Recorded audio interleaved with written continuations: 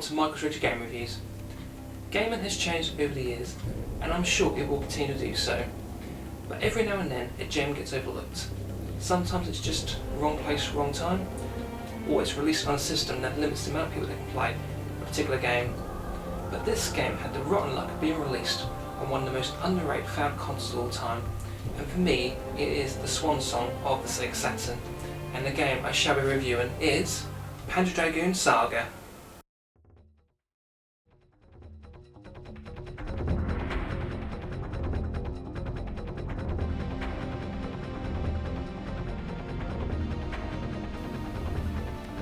The story.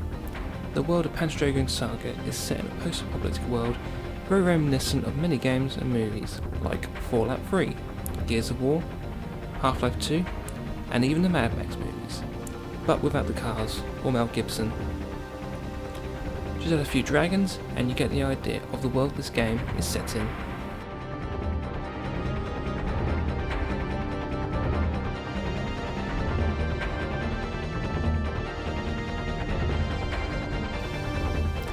You play as Edge, a 15-year-old mercenary.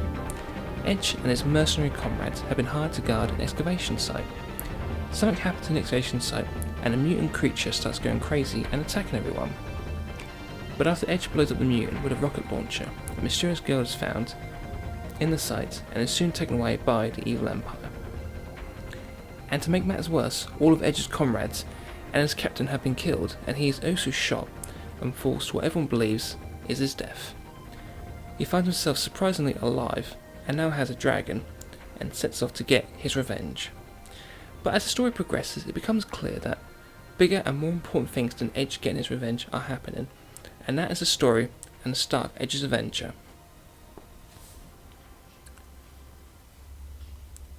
The game came out in '98 and was made by Team Andromeda. Unfortunately, Team Andromeda doesn't exist anymore. They were an internal development team in Sega during the lifespan of the Saturn and only made 3 games. These games were Panzer Dragoon 2, and Panzer Dragoon Saga.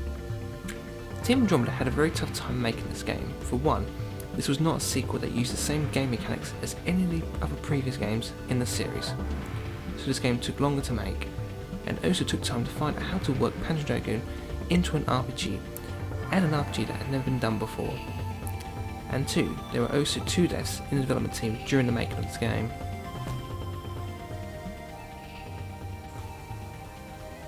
This is a rare game, but how rare, that is the question.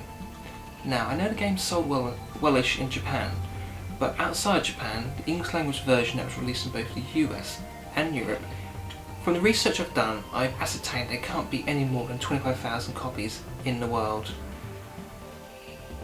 The good news is there's plenty of copies actually listed on eBay. There's always quite a few copies listed. But the bad news is the reason why there's so many listed is because of the high resale value. Basically, if you want to get a copy, it's not hard to find a copy, but you're going to have to pay for it, and it's pricey.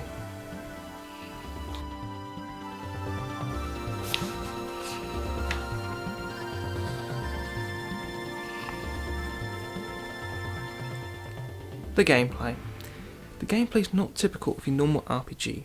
For one, you only control one character, and 2, your party consists of just you two, you and your dragon, and 3, there is nothing like the combat that there is in this game. You have many different forms of attack, but how you defend is by moving your dragon to what I like to call the safe spots. And how you attack is by moving into your enemy's blind spot. Okay, you can attack any way you like, but at these points you get the most damage for your attacks. And your attacks consist of attacking with your laser gun, or your dragon, or various magic attacks from your dragon.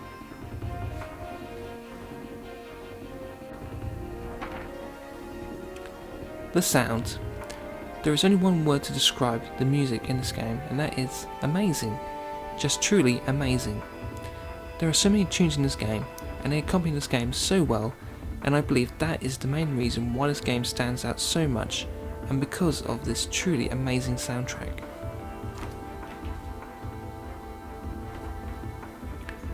The graphics. They're very rough, but the art style is amazing on the bits where you're flying on your dragon.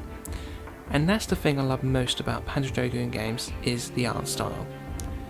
But one criticism is, I get the feeling this game was rushed and didn't get the time needed to put on the final layer of polish. My theory for believing this is this was one of the last games released on the Saturn, and I imagine they were trying to get this game out before the Saturn was dead, so in a way we're very lucky to even get this game.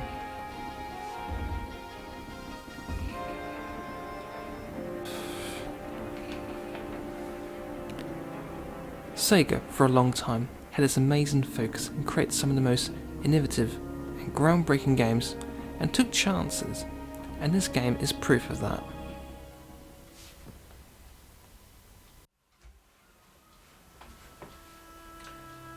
So, my final thoughts. In the world of RPGs, Panzer Dragoon Saga is just simply a one-off. There is nothing like it at all. But it is a very, very hard game to recommend because of the fact it's so rare and expensive. But if you can get hold of a copy and the cost means nothing to you, then you are truly in for one unique RPG experience that no other RPG can offer you. So I give this game my thumb approval. I want to thank you for watching. Until next time, see you later.